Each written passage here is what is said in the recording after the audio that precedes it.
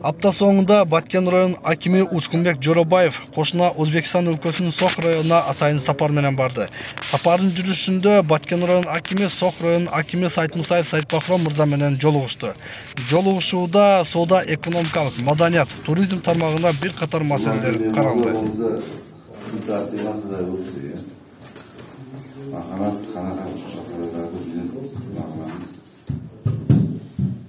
Assalamu alaikum.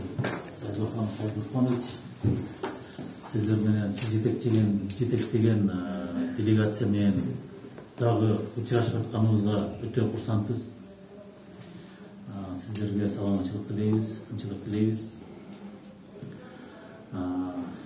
Буга чейин өзүңүз айтып өттүңүз. Буга чейин жолугушууларды өткөзүп жүрдүк.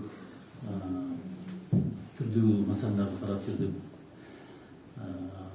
Özümüz ayткандай чегара деп эле ушул маселеде чарба иштери, чегара маселеси боюнча көп жолугушуулар өткөрдүк. Өзүбүздүн сүйлөшүүлөрдүн жыйынтыгы менен өзүбүздүн деңгээлде чечилген маселелер болду. Бүгүнкү күнгө чечилбей аткан маселелер дагы бар. Ушул маселелерди сиздер менен ийире туруп түз кеңешип чечишибиз керек. Туура белгилеп өттүңүз. Соода, экономика багыты боюнча дагы биз бүгүнкү күндө ишти жандандырышыбыз керек. Сиздер менен биз Сох району менен Баткен району кошуна район, өтө жакын кошуна районбуз. Кошунаны тандабайт дейт, кошунаны Алла Таала берет. Ушундай сиздер менен биз жакшы мамиледе болушубуз керек. Соода, экономика, туризм, madani tarmak boyunca kıskasını ayтканда ар тараптуу сиздер менен биз өтө тыгыз кызматташып болушубуз керек. Дагы бир жолу сиздер менен шашканыбызга курсантпыз. Рахмат. Mana hurmatli prezident ikkita davlat xalqlarini jipsligi mana do'stona aloqalar mana kuni kecha hukumatlararo uchrashuv ham bo'lib o'tdi. O'shda. Bundan tashqari mana juda ko'p tadbirkorlarimiz hozirgi kunda hamkorlikda ishlab chiqarish korxonalarini ham ochishyapti. Shuning uchun avvalambor mana to'g'ri aytib, biz ham jon qo'shnimiz Qirg'izistonda mana shu Batken viloyati Batken tumani bizni jonajon qo'shnimiz bo'ldi. Boshqa bizga hech kim qo'shni bermaydi.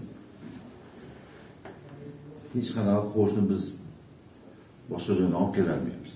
Mana shu qo'shni bo'ldi. Shu bilan do'stona aloqalar qilib, o'zaro shu savdo aloqalarini, o'zaro hamkorlikda ishlab chiqarishlarni, logistik markazlarni tashkil qilib, namuna bo'ladigan bo'lsak, biz orqali o'ylayman Qirg'iziston Respublikasining boshqa viloyatlari ham hozir savdo sotuv bilan mana O'zbekiston bilan aloqa qilayotgan, hamkorlik qilayotgan tadbirkorlarimizga bizni nimamiz asosan logistik markaz bo'lib qolishi biz orqali ikkita tuman rayon, Batken rayoni bilan So'x tumani hamkorlikda biz yetkazib berishimiz O'zbekiston tomoniga, Qirg'iziston tomoniga ham kerakli bo'ladi. Shu kun tartibga bu masalani ham qo'ysak, maqsadga ma'qul bo'ladi. Mana bir kun qanaqadir uchrashadi, Toshboyev Ilhomjon mana ekonomika bo'yicha o'zlarini shu nimalarini shu kollegalar bilan maslahatlashib, keyin mana yaqinda bir turizm bo'yicha keldik sizlar. Bitta gaplashib, yaxshi nimalarni qildi, takliflar qildi. Bu bo'yicha proyekt qilyapmiz hozir. 5 kunlik, 6 kunlik hali turistik marshrutlar bor ekan. Shunga so'qni ham qo'ysa yaxshi bo'lardi. Hozir nimaga gaplashyapmiz. Жолугушуунун жүрүшүндө соода, экономикага өзгөчө басым жасалып, эки мамлекеттин бизнесмендеринен турган бизнес форум конференциясын өткөрүүнү макулдашты. Андан сырткары чегара маселесине дагы көбүрөөк көңүл бурулуп, жеринен барып тактап, чегара маселесине болгон көйгөйлөрдү чечүүгө аракет жасашты.